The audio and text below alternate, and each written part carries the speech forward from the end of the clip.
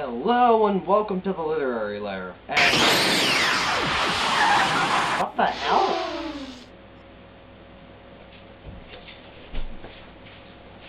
Great Scott! Michael, you have to listen to me. What is it? I got this letter that you left for me. I did? Yes, I perfected time travel and came back here to give... So you're telling me you built a time machine out of a DeLorean? What? No, that'd be stupid. Oh, we're not doing Back to the Future impressions. I'm not doing the Marty one. Whatever, just take this.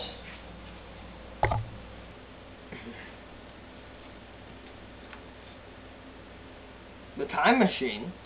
Yes, you have to review it right now. And why do I have to do that? The fate of time and space depends on it. Fine. Well, it looks like we're reviewing the time machine today.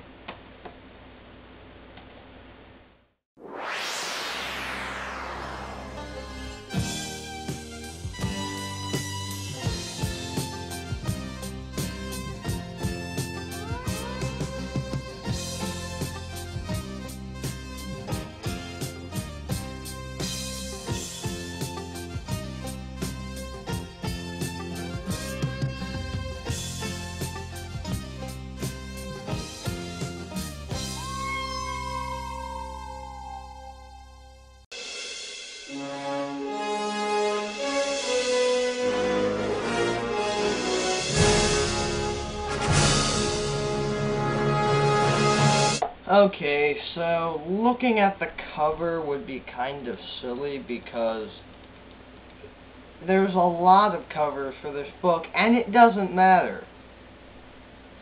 So we'll just get into it because it's an H.G. Wells story. You don't need to look at the cover to know it's going to be awesome. So the book opens up with the narrator telling us about how the time traveler showed his dinner guest a small time machine that worked by pulling the lever and then releasing it. Pretty cool, right? He then reveals that he made one that fits a person and tells his dinner guest that to come to dinner next week. He comes in and looks terrible and explains about his time travel journey. So the time traveler tests his time machine by going to 802,701 AD. Wow, odd choice. I would have just went 100 years ahead so I wouldn't meet myself. Oh, wait. What? He meets the Eloi people, a society of small childlike adults, kind of like if Yoda wasn't a Jedi Master and was more like the 11th Doctor. They don't do work, and their society isn't the best. The time traveler cannot communicate with them because they have very short attention spans. Good thing I don't have that. Squirrel! Ahem. He figures that they're a peaceful society because humanity conquered nature with technology and evolved to adapt to an environment in which strength and intellect are no longer needed for survival. He returns to where he arrived and finds that the time machine was pushed inside of a structure a few feet away. Later that night, he's approached by the Morlocks, who are strong but cannot live in the light. Within their city, he discovers the machines that make the Eloi's paradise possible. He realizes that his theory was wrong. Instead of the human race has evolved into two species. The leisured classes, the rich people, have become the Eloi, and the working classes, the bourgeoisie, have become the light-fearing Morlocks. He deduces that the Morlocks have taken his time machine. He explores their tunnels, learning that they eat the Eloi. His analysis is that their relationship is not one of lords and servants, but of livestock and ranchers. He theorizes that the intelligence is a result of and response to danger. With no real challenges facing either species, they have both lost the spirit, intelligence, and fitness of true man. Meanwhile, he saves an Eloi named Weena from drowning, as none of the other Eloi take any notice of her plight, since the other Eloi are douchebags. They then develop an innocent relationship over the course of several days, since skilled time travelers know only make relationships when the person would have died without you being there. He takes Weena with him on a trip to a structure that turns out to be the remains of a museum, where he finds a fresh supply of plutonium to power the DeLorean. A fresh supply of matches which he can use against the Morlocks, and Frankenstein, and grass-type Pokemon. He plans to take Weena back to his own time. Geez, Back to the Future, does that sound familiar? Because the long and tiring journey to Weena's house is too much for them and would take about 3 movies to cover, they stop in the middle of the forest, and then the Morlocks in the night come after them, and Weena faints. The time traveler escapes when a small fire he left behind to distract the Morlocks, since they're afraid of fire, catches up to them as a forest fire. Weena is presumably killed in the fire, as are the Morlocks. Well, that was a bit sad. The Morlocks use the time machine as bait to catch the traveler, not understanding that it can travel through time and he'll just use it to escape. God, that's like giving the Doctor his sonic screwdriver when he's in a prison cell. Hey, Doctor, here, take your sonic screwdriver. It's not like it can unlock the door or anything. He travels further ahead to 30 million years from his own time, and he sees some of the last living things on the dying Earth. Menacing red crab-like creatures slowly wandering the blood-red beaches, chasing butterflies, in a world covered in simple vegetation. He continues to make short jumps through time, seeing Earth slowly die. Finally, he returns to his laboratory, arriving just 3 hours after he originally left. He interrupts dinner and relates his adventures to his disbelieving visitors, producing as evidence 2 strange flowers that Weena had put in his pocket, just like in the classic Christmas movie It's a Wonderful Life. The original narrator takes over, who was an outside narrator who's one of the people that the time traveler invited to his house, and